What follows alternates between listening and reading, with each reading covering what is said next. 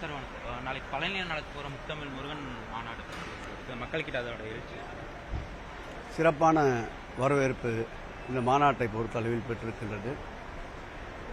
மாண்புமிகு தமிழக முதல்வர் அவர்கள் தலைமையிலே இருக்கின்ற இந்து சமய அறநிலைத்துறை உயர்மட்ட குழுவில் எடுக்கப்பட்ட முடிவின்படி இந்த மாநாடு நாளை மறுநாள் நடைபெற இருக்கின்றது.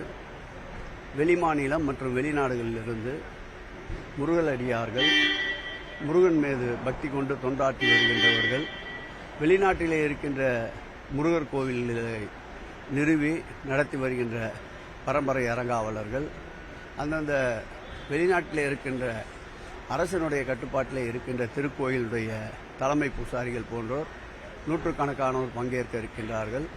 இந்த மாநாடு ஒரு வரலாற்று சிறப்பிக்க மாநாடாகவும் தமிழுக்கு பல்வேறு வகையில் பெருமை சேர்த்து வருகின்ற திராவிட மாடல் ஆட்சி மாண்புமிகு மறைந்தும் மறையாமல் நம்மிடையே வாழ்ந்து கொண்டிருக்கின்ற முத்தமிழறிஞர் கலைஞர் தமிழுக்கென்று செம்மொழி மாநாட்டை கண்டார்.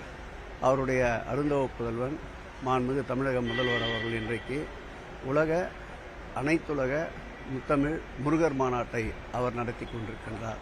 இந்த வகையில் தமிழுக்கு சிறப்பு சேர்க்கின்ற ஆட்சியாகவும் தமிழ் கடவுள் முருகனுடைய பெருமைக்கு பெருமை சேர்க்கின்ற மாநாடாகவும் இந்த மாநாடு சிறப்பாக எழுச்சியோடு அமையும்.